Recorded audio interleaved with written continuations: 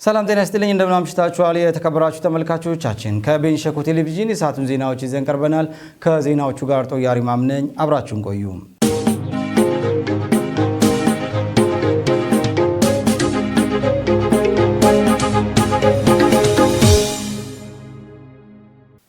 በቅድሚያ ዋና ዜናዎችን በማስቀደም እንጀምራለን ሞሰብ የአንድ ማዕከል አገልግሎት እንደ ክልል ያጋጠመንን የአገልግሎት አሰጣጥ ስብራት እያከመ መጥቷል ሲሉ የደቡብ ምዕራብ ኢትዮጵያ ሕዝቦች ክልል የአንድ ማዕከል አገልግሎት ዋና ስራ አስፈጻሚው አቶ አስራት አደሩ ተናገሩ።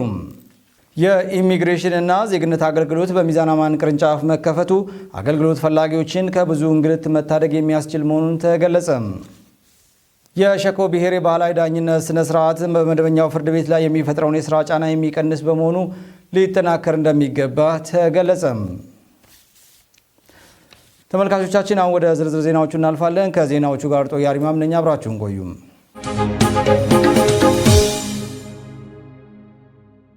ሞሰብ የአንድ ማዕከል አገልግሎት እንደ ክልል ያጋጠመንን የአገልግሎት አሰጣጥ ስብራት እያከመ መጥቷል ሲሉ የደቡብ ምዕራብ ኢትዮጵያ ሕዝቦች ክልል የአንድ ማዕከል አገልግሎት ዋና ስራ አስፈጻሚው አቶ አስራት አደሩ ተናገሩ።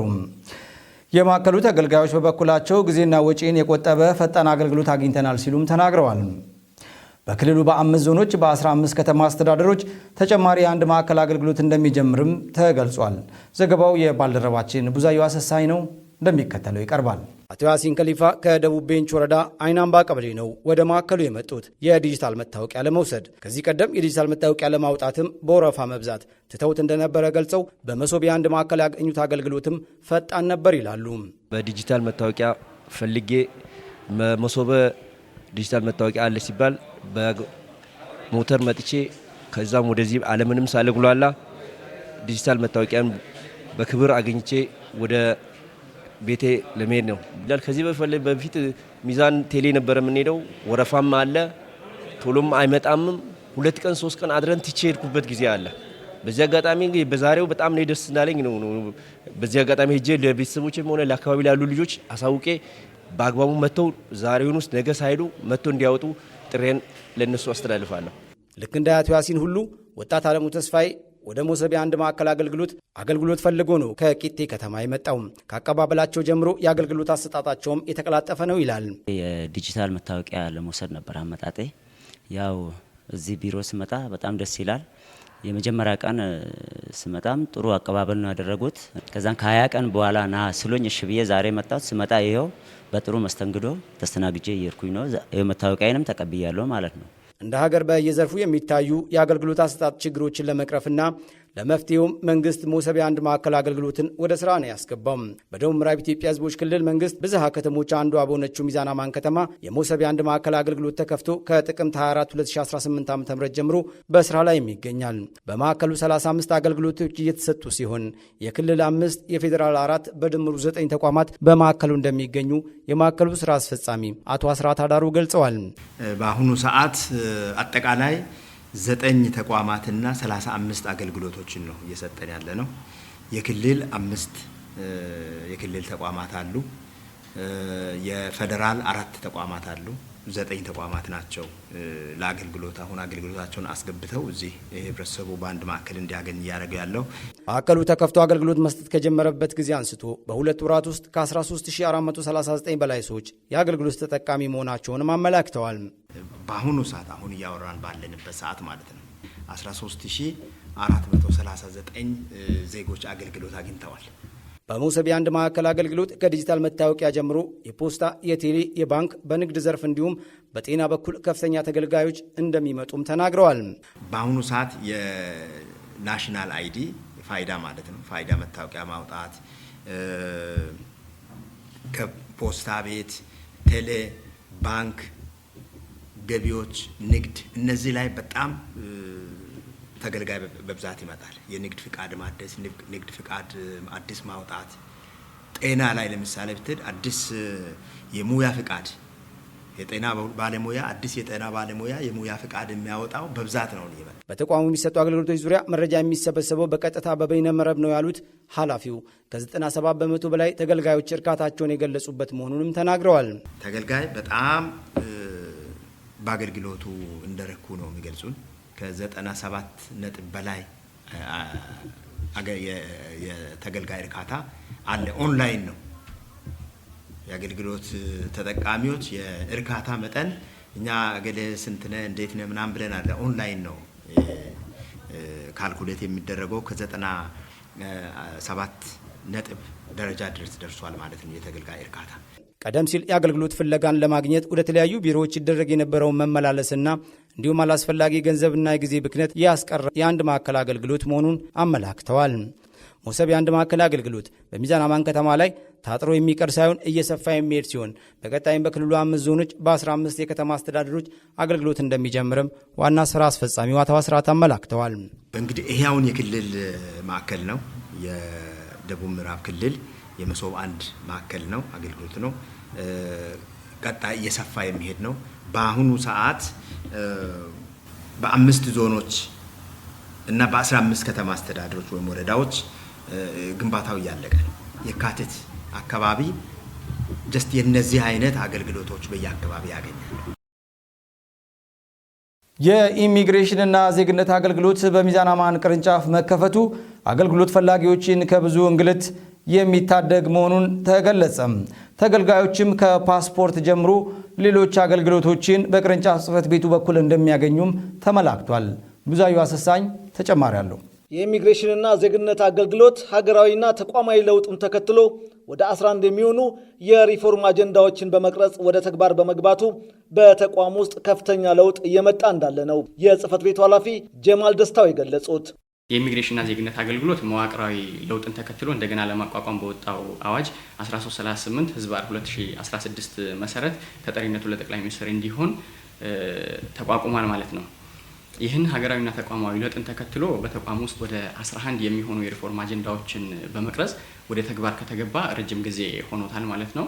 ስለዚህ እነዚህ የሪፎርም አጀንዳዎችን ደረጃ በደረጃ ተግባራዊ በማድረግ በተቋም ውስጥ ከፍተኛ የሆነ ለውጥ እየመጣ ይገኛል።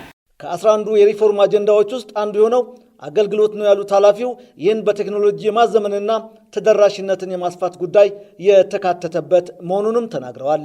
ከዚህ ቀደም በተቋም ውስጥ ይሰጥ የነበረው ፓስፖርት ለ5 ዓመት ብቻ የሚያገለግል ሲሆን ከሪፎርሙ በኋላ አሁን የሚሰጠው ኢ-ፓስፖርት አገልግሎት ወደ 10 ዓመት ከፍ እንዲል መደረጉን ያመለከቱት ኃላፊው በሚሰጠው ኢ-ፓስፖርት ውስጥም ዘመኑ ያፈራቸው ቴክኖሎጂዎች የተካተቱበት እንደሆነም አመልክተዋል። አገልግሎትን ከቴክኖሎጂ አንጻር ስናየው እንግዲህ በተቋም ውስጥ ከዚህ በፊት ሲሰጥ የነበረው የፓስፖርት አገልግሎት ማለት ነው የሚሰጠው ፓስፖርት 5 ዓመት ብቻ የሚያገለግል ሲሆን አሁን የሚሰጠው የፓስፖርት ደግሞ 10 ዓመት የሚያገለግልና በፓስፖርት ውስጥ እንግዲህ የተለያዩ ዘመኑ ያፈራቸው ቴክኖሎጂዎች የተካተቱበት እንዲሁም የሴኩሪቲ ፊቸሮች የተካተቱበት ነው ማለት ነው። ቀደም ሲል ተቋሙ አዲስ አበባ ላይ በዋና መስሪያ ቤቱን ጨምሮ 12 ነባር ቅርንጫፍ መስሪያ ቤቶችን ይዞ አገልግሎት ይሰጥ እንደነበረም ተናግረዋል። ተቋማዊ ለውጡን ተከትሎ በተሰራው ስራ በአሁኑ ጊዜ በተለያዩ ክልሎች 11 እንዲሁም በአዲስ አበባ በአራቱም አቅጣጫ 4 በጠቅላላው 15 አዳዲስ ቅርንጫፎችን በመክፈት የዝግጅት ምዕራፉ ተጠናቆ ወደ ስራ መገባቱንም ገልጸዋል።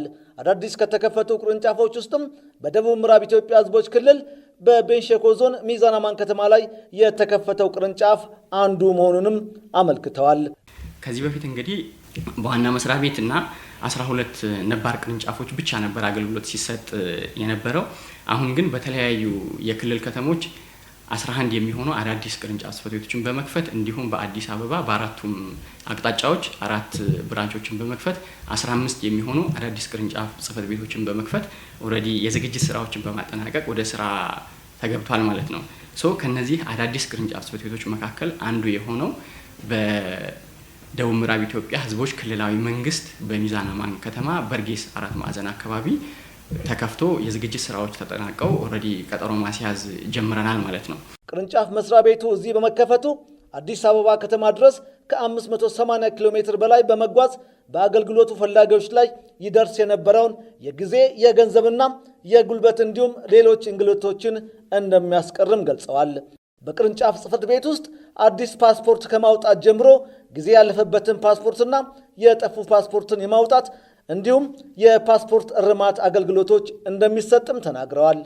የምንሰጣቸው አገልግሎቶች አንደኛ አዲስ ፓስፖርት፣ ሁለተኛ ጊዜው ያለፈበት ወይም ደግሞ ኤክስፓየር የሆነ ፓስፖርት ለማውጣት፣ ሶስተኛው የጠፋ ፓስፖርት ለማውጣት፣ አራተኛው የፓስፖርት እርማት። እነዚህ አገልግሎቶችን እንሰጣለን ማለት ነው። በቅርንጫፍ ጽሕፈት ቤቱ የተለያዩ የዝግጅት ምዕራፋት ተግባራት ሲከናወኑ እንደቆዩ የተናገሩት ኃላፊው አገልግሎቱ በቴክኖሎጂ የታገዘ በመደረጉ ህገወጥ ተግባራትን ያስቀረ መሆኑንም አመልክተዋል። ክፍያ የሚፈጸመው ለኢሚግሬሽንና ዜግነት አገልግሎት በሲስተም ነው። አንድ ሰው ቀጠሮ ሲያስይዝ ልክ ወዲያውኑ ቀጠሮውን ሲስተም ላይ እንደሞላ ራሱን የቻለ የኦርደር ኮድ ይሰጠዋል። በዛ ኦርደር ኮድ መሰረት ከቻለ በቴሌ ብር መክፈል ይችላል። ካልሆነ በሞባይል ባንኪንግ፣ ካልሆነ ደግሞ እዛው ባንክ ድረስ ሄዶ ኦልሬዲ ክፍያውን ፈጽሞ ደረሰኝ ይዞ መምጣት ይጠበቅበታል ማለት ነው። ከእጅ ንክኬ የጸዳ ነው ክፍያ የሚፈጸመው ማለት ነው። ስለዚህ ከእጅ ንክኬ የጸዳ ነው። የትኛውንም ደላላ ማናገር፣ ሌላ ሰው ማናገር ምንም አያስፈልግም። ከሁለት ወራት በፊት ቀጠሮ የማስያዝ ስራ ሲሰራ እንደነበረ የገለጹት ኃላፊው አቶ ጀማል ደስታው ከየካቲት 12 2018 ዓ.ም ጀምሮ ሙሉ በሙሉ በይፋ ስራው እንደሚጀመርም ገልጸዋል። ብዙ የዝግጅት ስራዎችን ስንሰራ ቆይተናል። ሰው ከሁለት ወር በፊት ቀጠሮ ማስያዝ ጀምረናል ማለት ነው። ቀጠሮ እየተያዘ ያለው የካቲት 12 ጀምሮ ባለጉዳይ መጥቶ እንዲስተናገድ ነው። ከዛ በፊት እንግዲህ ሲስተሞችን የተለያዩ ሲስተሞችን ቼክ የማድረግ የሲስተም ገጠማ፣ የኮምፒውተር የሁሉንም ነገር ገጠማዎች ምናምን ነገር ሁሉን ነገር የሲስተም ስራዎችን አጠናቅናል ማለት ነው። ስለዚህ ስራችንን በይፋ የካቲት 12 እንጀምራለን ማለት ነው። የሸኮ ብሔር ባህላዊ ዳኝነት ስነ ስርዓት በመደበኛው ፍርድ ቤት ላይ የሚፈጥረውን የስራ ጫና የሚቀንስ በመሆኑ ሊጠናከር እንደሚገባ ተገለጸ። በብሔሩ ዘንድ ለዘመናት ተጠብቆ የቆየው ባህላዊ ዳኝነት ስነ ስርዓት ባርቱሳ ተብሎ ይጠራል። በማህበረሰቡ ዘንድም ለግጭት መንስኤ የሆኑ ጉዳዮች ሲከሰቱ በባህላዊ ዳኝነት ስነ ስርዓት አማካኝነት ታይቶ እንዲፈቱም ይደረጋል። በወረዳው በባይነቃ ቀበሌ ነዋሪ የሆኑት አቶ ታደሰ ካይኒያኩ፣ አቶ አዲሱ ዱዱ አብና ወይዘሮ አብነት ከርሳ የሸኮ ብሔር ባህላዊ ዳኝነት ስነ ስርዓት ባርቱሳ በአሁኑ ወቅት በመጥፋት ላይ ይገኛል ብለዋል። ይህ የባህላዊ ዳኝነት ጊዜና ጉልበት፣ ገንዘብን በመቆጠብ ለተገልጋዩ ህብረተሰብ መፍትሄ የሚሰጥ መሆኑንም አስረድተዋል።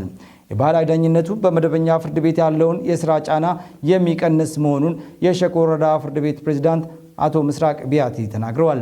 የባህላዊ ዳኝነት ስነ ስርዓቱ ወንጀል እንዳይከሰት በመከላከልና ሰላምን በማስፈን በኩልም ሚናው የጎላ በመሆኑ በወረዳው በ26ቱ ቀበሌዎች እንዲጠናከር እየተሰራ መሆኑንም ተገልጿል። ዘገባው የባልደረባችን አብዲሳ ዮናስ ነው። የሞዴል አርሶ አደርን ፈለግ በመከተል በግብርና ስራዎች ውጤታማ መሆናቸውን በጉራ ፋርዳ ወረዳ የኩጃ ቀበሌ አርሶ አደሮች ተናገሩ። ሞዴል አርሶ አደሮቹን ተሞክሮ ማስፋት ስራ በትኩረት እየተሰራ መሆኑንም የወረዳው ግብርና አካባቢ ጥበቃና ህብረት ስራ ልማት ጽሕፈት ቤት አስታውቋል። ታጠቃበበ ተጨማሪ አለው። በግብርና ስራዎች የአርሶ አደሩን ተጠቃሚነት የሚያረጋግጡ የተለያዩ ስራዎች በሞዴል አርሶ አደሮች ይዞታ እየተከናወነ ይገኛል። በጉራ ፈርዳ ወረዳ ኩጃ ቀበሌ የሚገኙ አርሶ አደር ጀንበሩ ሰጠኝ በይዞታቸው የተለያዩ የግብርና ልማት ስራዎችን በማከናወን ተሞክሯቸውን ለሌሎች አርሶ አደሮች በማካፈል እየሰሩ እንደሚገኙ ተናግረዋል። አቮካዶ፣ ብርቱካን፣ ቡና እዚህ ጋር መጣው ደግሞ እንትን ላይ አሁን ጋጣ ሰርቻው ቀፎች አሉ 31 ዘመናዊ አለ፣ የባህላዊ ደግሞ 12 አለ። በቃ የተለያየ ነገር ማንኛውም ነገር ተሞክሮ እያደረኩ ለማንኛውም ያስተማርኩ ነው። አዎ የተለወጡ አሉ። ያው እንደዚሁ አሁን የሚያዩ ንብም የሰሩ አሉ፣ ዶሮም እንደዚሁ የሚያመጡ አሉ። ቀፎም አሁን በዚህ ወደ 20 አርሶ አደሮች አሉ ተኔ ጋር እንትን ያሉ ማለት ነው የሰሩ ዙሪያውን። በዛ ደግሞ መሪያም አሉ፣ በዚህም አሉ። አሁን 20 ደርሰናል። አሁን ወደፊትም እቅድ ያለን እናመጣለን ያሉ ማለት ነው። ስለዚህ ያው እኔን እያዩ ብዙዎች አመጣዋል፣ ተለውጠዋል። አርሶ አደር ይብቃ በላይ መኮንንና ንጉሴ ትእዛዙ በኩጃ ቀበሌ አዲስ ዓለም መንደር የሚኖሩ ሲሆን ከአርሶ አደር ጀንበሩ ሰጠኝ ባገኙት እውቀት በግብርናው ልማት ስራ እየተለወጡ መሆናቸውን ተናግረዋል። በጣም ጠንካራ ታታሪ ነው። እኔንም ቀፎ እየቆረጠ አንድ ቀን አሁን ለዚህ እሱ ነው የሚቆርጥልኝ፣ ያገለግለኛል። እንደ ልጅና እንደ አባት እየተጠቃቀምን ነው። ከሳቸው ምን ልምድ እንደወሰደን ቀፎ የዘመናዊ ቀፎ ወስደን ግብርና በተደገፈ ከዚህ በፊት ባህላዊ ቀፎ ተብሎ ዛፉ ላይ ተሰቅሎ ሰው ዛፉ ላይ እየወደቀ እየተጎዳ አሁኑ ላይ ቴክኖሎጂ በተደገፈ ባለሙያ ባሳየው ልክ ይህን ሰርተን በጣም እየተጠቀመን ማሩም በጣም ውጤት አለ። ከዘመናዊና ከባህላዊ አሁኑ ላይ ነው ውጤቱን በደንብ እያየን ተጠቃሚ ሆነን ነው። ከአቶ ጀንበሮ ሌሎችም ከሳቸው ተሞክሮ እየወሰዱ እየተጠቀሙ ነው የሚኖሩና በጣም ጥሩ እንቅስቃሴ ላይ ነው ያለነው። የኩጃ ቀበሌ ግብርና ጽሕፈት ቤት ኃላፊ አቶ ሙሉቀን ደሳለኝ በቀበሌው 70 ከመቶ የሚሆኑ አርሶ አደሮችን ሞዴል ለማድረግ እየተሰራ ይገኛል ብለዋል። በአጠቃላይ እንደ ኩጃ ቀበሌ ከ70% በላዩ ሞዴል አርሶ አደሮች ናቸው። ነገር ግን በዛ ላይ የመንግስትን ተልዕኮ ኢኒሼቲቮችን መሰረት አድርጎ አርሶ አደሩ ወደ ስራ እንዲገቡ ትኩረት አድርገን እየሰራን ያለንበት ሁኔታ ነው ያለው። የጉራ ፈርዳ ወረዳ ምክትል አስተዳዳሪና የግብርና አካባቢ ጥበቃና ህብረት ስራ ጽሕፈት ቤት ኃላፊ አቶ መስፍን አሰፋ አርሶ አደር ጀንበሩ ሰጠኝ በቀበሌው ሞዴል ሆኖ ሌሎችንም ሞዴል ማድረግ የቻለ አርሶ አደር መሆኑን ተናግረዋል። ሁሉ አቀፍ ግብርናን በተመለከተ ጀንበሩ መሰላይ ቡና አለ፣ ማር አለ፣ ዶሮ አለ። ጀንበሩ ደግሞ ሩዝም አመታዊ ሰብሎችን እነ በቆሎ ምናምን ያመርታል። በዋናነት ጀንበሩን ለየት የሚያደርገው ያንዳንዱ አርሶ አደር ተመጣጣነ ምግብ እንዲበላ የተመጣጣነ ምግብ እንዲመገቡ ከመድረግ አኳያ እዛ አካባቢ ያለው አርሶ አደሮች 20 አርሶ አደር በኩታ ገጠም የተደራጁ ናቸው ማለት ነው። በሁለቱ መንደር ላይ 40 አርሶ አደሮች አሉ ማለት ነው። ስለዚህ በዋናነት አንዱ ከአንዱ የስራ ባህልን ይመራል። በወረዳው ሞዴል አርሶ አደሮችን በማፍራት ሁሉ አቀፍ ግብርናን እውን ለማድረግ ትኩረት ተሰጥቶት እየተሰራ ይገኛልን ብለዋል። ሞዴልነቱ ሌሎችም ጭምር ምሳሌ የሚሆን ነው። በእርግጥ ጀንበሩ የተሻለ እየሰሩ አርሶ አደሮችም አሉ። የተከበራችሁ ተመልካቾቻችን ከቤንች ሸኮ ቴሌቪዥን የሰዓቱ ዜናዎች ይህን ይመስሉ ነበር። ከዜናዎቹ ጋር ጦያሪማ ማብረሪያችሁ ቆይታ አደረኩኝ። ከቀሪ የጣቢያችን መሰናዶች ጋር በያላችሁበት መልካም ጊዜ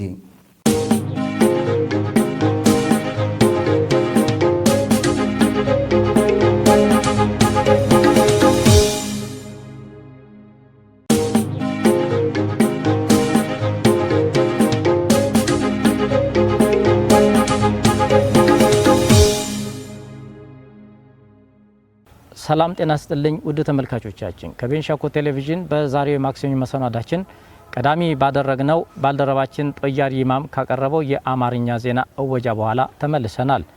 በመቀጠልም የተለያዩ ፕሮግራሞችን ወደ እናንተ የምናቀርብበት ሰዓት ላይ እንገኛለን።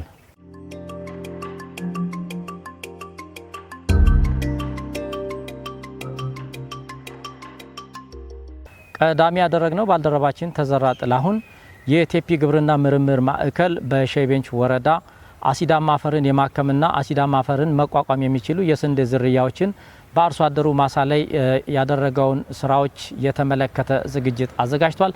ይህንን ተከታትለን እንመለስ። አብሮነታችሁ አይለየን።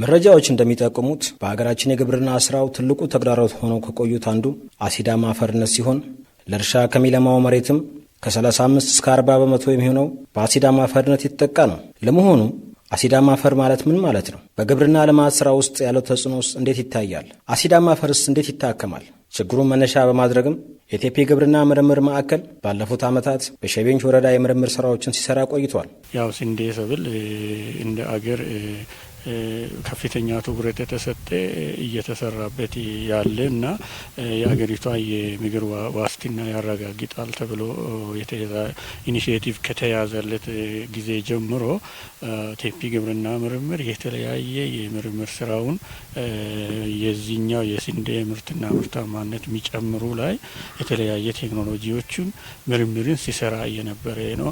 የምርምር ማዕከሉ የምርምር ውጤቶቹ መሰረት በማድረግ አሲዳማ አፈሩን በኖራ የማከምና የተሻሻሉ የስንዴ ዝርያዎችን በአርሶ አደሩ ማሳ ላይ ሙከራ አድርጎ ውጤታማ መሆኑን ተገልጿል። አጠቃቀም ነው የግብርና ኖራ አጠቃቀም ነው። ይሄንን ተጠቅሞ አርሶ አደሩ ጋር እንዴት ይሄንን ስንዴን ያመርታል። ከዚህ በፊት ያው እዚህ አካባቢ ደቡብ ምዕራብ ላይ አብዛኛ ከፍተኛ የሆነ የአፈር አሲዳማነት ይገኛል። ለምንድን ነው? በጣም ከፍተኛ የዝናብ ጊዜ ስላለ እነዚህ የዝናብ ደግሞ የአፈሩን ንጥረ ነገሮቹን ይዞ ስለሚሄደው ለዛ ከዛ የተነሳ ምርት መስጠት አልቻለም። ለዛኛው ነው በኖራ አክሞ አርሶ አደሩ ምርቱን እንዲያመርት የተደረገ አንደኛ። ሁለተኛ ደግሞ ይህንን የዚህኛው የአሲዳማ የሚቋቋመው ዝርያ ባለፈ ዓመት ሲሰራበት የነበረ ሙከራ ሲደረግበት የነበረ ነው። ከዛ በኋላ ነው አንድኛ አሁን ጀጀቦ የሚባለው የአሲዳማ አፈር የሚቋቋመው ዝርያ ወጥቶ ለአርሶ አደሩ አብዛኛ የዚህኛው አካባቢ ተጠቃሚ እንዲሆኑ ያረን ማለት ነው። ሌላ ያው ኦርጋኒክ ማዳበሪያ የምንለው ወይም ደግሞ የተፈጥሮ ማዳበሪያ የምንለው እሱም እንዲጠቀሙ ነው። ኮምፖስትና እሱን የመሳሰሉ ተጠቅሞ ይህንን ምርትና ምርታማነት እንዲጨምሩ እያደረግን እንገኛለን ማለት ነው። ቴፒ ግብርና ምርምር እና ይህንኑ እንግዲህ እስካሁን ድረስ ሼይ ቤንች ላይ ብቻ በዚህኛው ወረዳ ላይ ብቻ ከ100 ሄክታር የሚሆኑ በላይ ነው ስንዴ ላይ ብቻ የተሰራ ማለት ነው። ይሄ ማለት ትልቅ ነገር ነው። የዚህኛው መጀመሪያው ጀምሮ ይሄንኑ ቴፒ ግብርና ምርምር የዚህኛው አካባቢ ያሳየው የምርምር ማዕከል ነው። ይሄ ብቻ አይደለም፣ በቆሎ ላይም ተሰርቷል። በቆሎ ላይም ይሄንኑ የአፈር ማዳበሪያ አሲዳማ አፈር ተቆጣጥሮ እንዴት አርሶ አደሩ ማምረት እንደሚችሉ እና ባቄላ ላይም ብዙ ስራዎች ተሰርቷል ማለት ነው። እና ምንድነው ልዩነቱ አለ ከዚህ በፊት የነበረ ወይ መሬቱ አይሰጥም፣ ከሰጠም ከ10 በታች ኩንታል ነበረ በሄክታር ሲገኝ ነበረ ማለት ነው። ግን ይሄንኑ አሲዳማ አፈር በተለያየ በሶስቱ መንገድ መቆጣጠር ከተቻለ ከ30 በላይ ልዩነት ነው የመጣ በዚህኛ መሀል ማለት ነው። በወረዳው የሚገኙ አርሶ አደሮችም ከምርምር ማዕከሉ ባገኙት ድጋፍ የእርሻ ማሳቸው ወደ ምርታማነት በመመለሱ መደሰታቸውንም ገልጸዋል። መሬቷ ስትማ በቀደም ብዙ እርሻ ይዛ ያረስኩት ፍሬማ እየሰጠ አይደለም። አሁን ኖራ ክትትል ቁጥጥር ሲደረግ ድሮን አሁን ስናንጸጸር ይሄ ከመንግስት በኩል የሰጠውን ድጋፍ ከምርምር ከወረዳ ኤፌሰር የሰጠው ኖራ አማካይነት በጣም ምርጥ ነው። የድሮን አሁን ስናንጸጸር አይጋኝም። እንጀምር ከአንደኛ ዙር ሳንጥቀ ጀመር። ሁለተኛ ሲመለስ የወረዳ ኤፌሰር ኖራ መሬቱ ትንሽ ችግር ስላለ ዳረግ ስለሆነ ኖራ ሰጥቷል። ሲሰጡ ኖራን በኩት ጋጣሚ ኢብዝን ተባበረን በኢብዝ ጋር ባትነናል። ከዚህ ላይ ሁለተኛ ዙር አማማለሰናል። ጉልጎላም እንዲያኛት ነው በኩት ጋጣሚ አንድ ላይ ከጎለጎለ በኋላ የቴፒ ምርምሮች ስንዴ ዛር ለኛ ሰጥቷል። ማዳበሪያ በአርሶ አደር እንደዳረግ ብሎ ዛር ሲሳት ዛሩን በኩት ጋጣሚ እንዲያኛት ነው በትብብር አንድነት ቴፒ ምርምሮች እኛ ጎን ናቸው። አንድ ቀን አላደረም። እዛ ስንዴ ላይ የቀበሌ ባለሙያ ጋር ሆኖ ተናቦ ማዳነትን ሳቶ ማዳነትን እኛን እንደ ኩት ጋጣም ይብዘን ሳፍስበን በዚህ ላይ አረጨን። ከዚህ በላይ አሁን የፊሬ ምሳጥ ማዳን ጭምር አሁን ሳቶ እኛ ጋር ስለሆነ ያረሱ ነው እስከን ድረስ የደረሰ ያለው። እንደ ቀበሌ አሁን 10 ሄክታር ነው። ወንድ 16 ሴት 2 18 ሰዎች ነው ኩካ ቤርባስ መንደር ላይ ስንዴን ያረሰ ያለ ነው። ታሱም ያብታሙ ዳንካን ማስተት ኩካ ቀበሌነን አርሶ አደረና ተፈቶጊ ቃጫሽያ ቴፒያ ጋር ምርመራን ዳጋፓሲያ አሽናትን ጋዳ አሽናታ አሾትና አንድነትስ ስሙ ሀብታሙ ዳንካ ይባላል። የኩካ ቀበሌ አስተዳደር ነው። ቅድም ሲያነሳ የነበረው መጀመሪያ ተደራጅተን አንድ ላይ ሆነን ኩታ ጋጣሚ ማለውን ለመሰራት ከወረዳና ከቀበሌ ያሉ ባለሙያዎች ጋር አንድ ላይ ሆነን ውይይት አድርገን ጥቅሙም ጭምር እነሱ ነግሮኝ አንድ ላይ ለመሰራት ተነስተናል ነው ያለው። ከዛ እርሻ አንድ ላይ ነው ስናረስም የነበር ነው። ስንጎለጎልም አንድ ላይ ነው። ኖራም ስንጨምር አንድ ላይ ነበርን ስናረግ የነበር ነው። ዘርም ሲዘራ ደግሞ ኬሚካል ስንረጭም ኬሚካል አንድ ላይ ነው። አንዱ ውሃ ሲያልቅ አንዱ ያገዘን አንድነታችን በጣም ስንጠንከር ነበርና ጥቅመቶ በጣም ጥሩ ነው። ክላስተር ላይ ያለው ነገር ከዛ ሲያልፍ የቴፒ ምርምር እኛ ግባትም አግዞናል። የተለያዩ ኬሚካሎች ለዋግም የሆነም ለፉዛሬም የሆነም ሲያገለግሉ ነበሩና ከነሱ ጋር ተደጋግፈን ነው እነሱ በጣም ይገዛ ሲያደርጉ ነበሩ። እንደዛ ሲያደርጉን ነው እየሰራን ነው። ከዛ ሲያልፍ ደግሞ ቦታው በጣም አሲዳማ የተጠቃ ስለሆነ ኖራ ስንጠቀም ነበርና ከዚህ በፊት ስናገኘው የምለው ምርት እጅግ የበለጠ ነው። አሁን ላይ ያየነው ያለው ውጤቱ በጣም የሚያምር ሁኔታ ላይ ነው ያለው። ተሱም ዱበራሻ ኪቦ ጊዜው ኩካጋ ቀበሌያ ጋር ኖራ ከበታ አሽከነዶ ኖሽ ስሙ ዱበራሻ ኪቦ ይባላል። የኩካ ቀበሌ አስተዳደር ነው። ሲያነሳ የነበረው መጀመሪያ እኛን አዋይተዋል። መሬቱ አሲዳዳም እንደተጠቃ ግልጽ አድርጎ ለኛ ነገራሉ። ለሱም የሆነው ደግሞ ዩሪያ መታከም ለምሮ ነገር ለኛ ግንዛቤ ሰጥተው ነበሩና ከዚህ በፊት እንዳያየነው ምርት ይልቅ አሁን ኖራ ተጠቅመን አሁንም ቢሆን ያየነው ያለው ውጤት በጣም አደሳት ነው። ከዛ ምርምር ማዕከሎች ለኛ ግባት አቀርቦ እኛ ሲደገፉ ነበሩ። የተለያዩ የበሽታ ኬሚካሎችም ሲያመጡ ነበሩና ሲያገዙ ነበሩ። ያው እኛ ደግሞ አረም ምናምን በእጃችን አንድ ላይ ስናረም ነበር ነው። የምርምር ማዕከሉ ኦሊጉቾና ደደቦ የተባሉ የተሻሻሉና አሲዳማ አፈር መቋቋም የሚችሉ የስንዴ ዝርያዎችን በአርሶ አደሩ ማሳ ሞክሮ ውጤታማ በመሆኑ የማስፋት ስራም እየሰራ ይገኛል። ከዚህ በፊት ሌላ አይነት ስንዴ ተዘርቶ ነበር። እንደዚህ ልውጥ አይነበርም።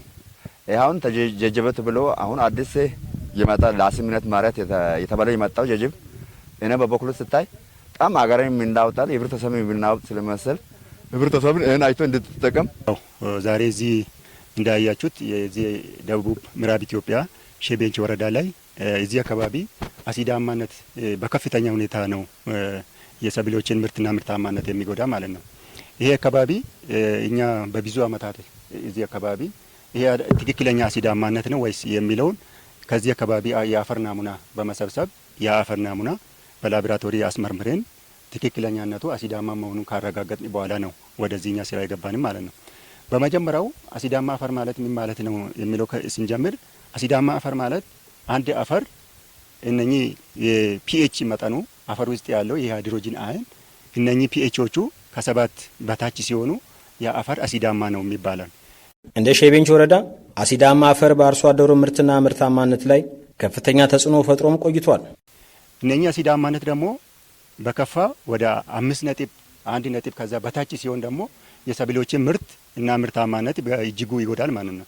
ስለዚህ እዚህ አካባቢ መጀመሪያ ስንመጣ ሳይሰሌክት ስናደርገው እዚህ አርሶ አደሩ ማሳም በቃ ትተዋል። በቃ ምንም ይሄ ተስፋ ቆርጦ አርሶ አደሩም ከዚህ በኋላ ምንም መሆን አይችልም የሚለው አርሶ አደሩም ይሄ ማሳ ከዚህ በኋላ ምርት አይሰጥም በሚል ማሳውን ትተዋል ማለት ነው። ያኛ ወስደን ማሳውን እንትን አድርገን ኖራ በኖራ በማከም ይሄን የሚመስል ስንዴ ማችለናል ማለት ነው። ስለዚህ አሲዳማ አፈር ማሻሻል በተለያየ እንትኖችን መጠቀም እንችላለን። አንደኛ ኖራ ነው። ሌላ ደግሞ እነኚህ አሲዳማ ቶሌራንት የሆኑ ክሮፖችን መጠቀም ነው። ሌላኛው ደግሞ ኦርጋኒክ ነገሮችን እነኚህ በስብጥር እነኚህ ቨርሚ ኮምፖስት ሊሆን ይችላል፣ ኮምፖስት ሊሆን ይችላል። ከቤት ውስጥ የሚወጡ እኛ ምንም አይጠቅምም ብለ የምንጥለው አመዶች ራሱ አሲዳማ አፈር የማከም ችሎታ ስላሉ እነሱን ራሱ አርሶ አደር ሰብስቦ አሲዳማ አፈር ላይ ቢጠቀሙ የተሻለ የአፈር አሲዳማነት ማሻሻል እንደሚቻል በምርምር የተረጋገጠ ማለት ነው። እንደ ሼቤንች ወረዳ ካሉን 28 ቀበሌዎች 17ቱ ቀበሌ ለአሲዳማነት ችግር የተጋለጡ ናቸው። ይህም ያው በፐርሰንት ስናወጣ አምና ከላክናቸው ወደ 528 አርሶ አደሮች ሳምፕል ላይ 92%ቱ አሲዳማ ሆኖ ነው ውጤቱ የመጣልን። ቴፒ የአፈር ምርመራ ማዕከል ላይ ከላክ ነው ማለት ነው። ከዚያ ያን በማየት እኛ አሁን በተደጋጋሚ የአፈር አሲዳማነትን መቋቋም የሚችሉ የዝርያ አይነት መምረጥ፣ ሁለተኛ በተፈጥሮ ማዳበሪያ መጠቀም እና ሶስተኛ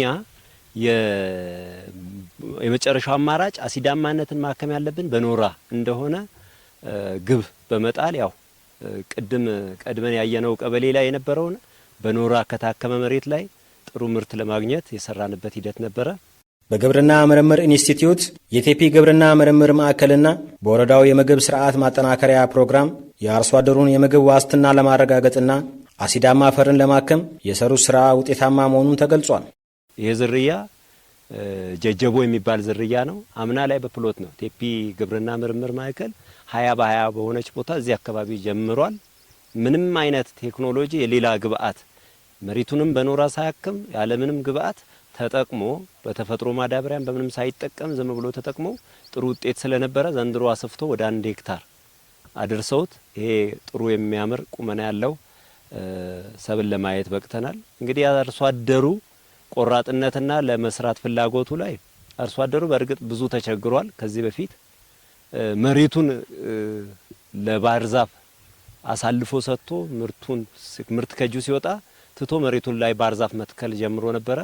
ነገር ግን ይሄን የምርምር ስራ ከተጀመረ ወዲህ አስፍተንም የምርትና ምርታማነቱን ለውጥ ሲያይ አሁን ተመልሶ አርሶ አደሩ ወደ እርሻው እየገባ ነው። በዋና ዋና ሰብሎች 10414 ሄክታር መሬት በዘር የተሸፈነ ሲሆን ከዚህ ውስጥ አንዱና ዋናኛው የክላስተር አመራረት ዘይቤን ከመቀየር አኳያ ወደ 307 ሄክታር መሬት በቴፒ ግብርና ምርምር በቦንጋ ግብርና ምርምር ማዕከላት እና በምግብ ስርዓተ ፕሮግራም አማካኝነት በስንዴ ሰብል ላይ በጤፍ በበቆሎና በባቄላ ላይ 307 ሄክታር መሬት በዘር የተሸፈነ ሲሆን ከዛ ውስጥ አንዱ እኔ ላመሰግን ሞደው የቴፒ ግብርና ምርምር ማዕከላት በዘንድሮ መር ላይ ብቻም ሳይሆን በርካታ አመታት በኩካ ቀበሌ፣ በሻፓ ቀበሌ፣ በናይቅን ቀበሌ፣ በማሃ ቀበሌ፣ በዚያግን በከሽታ ቀበሌ ላይ በበቆሎ፣ በስንዴ፣ በገብስ፣ በጤፍ፣ በሌሎች ሰብሎች ላይ የመሬት ለምነት ማሻሻያ ፕሮግራም ከመሻሻል አንጻር በርካታ ኖራዎችን አቀርበው 3.5 እኔ እስካሁን ድረስ ማውቀው 2003 ላይ ዚያግን ላይ ነው የመጀመሪያ ትይት ሲደረግ ነበረው። የአሲዲቲ መጠን ከፍተኛው እንግዲህ 3.5 ማለት እኮ ስትሪንግዝ በጣም ሀይ አሲዲቲ ያለበት አፈር ከመሆኑ አንጻር ይህንን ግንዛቤ ውስጥ በማስገባት የቴፒ ግብርና ምርምር ማዕከላት በእነዚህ ሰብሎች ላይ ያው በርካታ ኑሮችን በማቅረብ በሰፋፊ ክላስተር ላይ እና በሰርቶ ማሳያ በፕሎት ሰርቶ የአርሶ አደር መስክ በዓል አስካሂደው ያው የልምድ ልውውጥ ሽር እየተደረገ ሲሰራ ቆይቷል። እንግዲህ ዛሬ ይሄ እንያያችሁ የስንዴ ማሳ ያው ዝርያው ኦጎልቾ ነው። 10 ሄክታር ነው። 16 ወንድና 2 ሴት በድምሩ 18 አርሶ አደሮች ተሳትፏል። ይሄ ብቻም አይደለም፣ በፕሎት ደረጃ ላይም በዚያ ግንም በማሃም እየሰሩበት አግባብ አለ። የምርምር ማዕከሉ ከአሲዳማ አፈር ማከም ባሻገር እንደ ሀገር በተለያዩ የምርምር ስራዎች ኃላፊነቱን እየተወጣም ይገኛል። ቴፒ ግብርና ምርምር በራሱ የሀገሪቷ የምግብ ዋስትና የምታረጋግጡበት ከስንዴ ውጪም ሌላ ነገርም ብዙ የምርምር ስራዎችን ይሰራል ማለት ነው። የግብርና ምርምር ስለሆነ ለነዚህ የሚሆነው የግብርና ምርትና ምርታማነት የሚያሳድጉ የተለያየ ከዝርያው ጀምሮ የትኛው ዝርያ ነው የሚሆነው፣ የዚህኛው አካባቢ ሲናሚዳር የዚህኛው አፈር አካባቢ ምን አይነቱ ነው የሚሆነው የሚለው መጀመሪያው ምርምሩ ማዕከሉ ላይ ይሞከራል። ካለቀለት በኋላ ነው ልክ ውጤታማ መሆኑ ካወቀ ነው ወደ አርሶ አደሩ ሚና የሚያመጣ። ለዛ ነው አርሶ አደሩ ጋር ሲደርስ እንደዚህ ውጤታማ ሆኖ ሁሌ በምርምር የተደገፈ ቴክኖሎጂ ሲጠቀሙ አርሶ አደሩ እንደዛ ነው ምርትና ምርታማነቱ ይጨምርላቸዋል ማለት ነው። እኛም በሼቤንች ወረዳ ተገኝተን ያዘጋጀነው መሰናዶ በዚህ ቋጨን። ሰላም።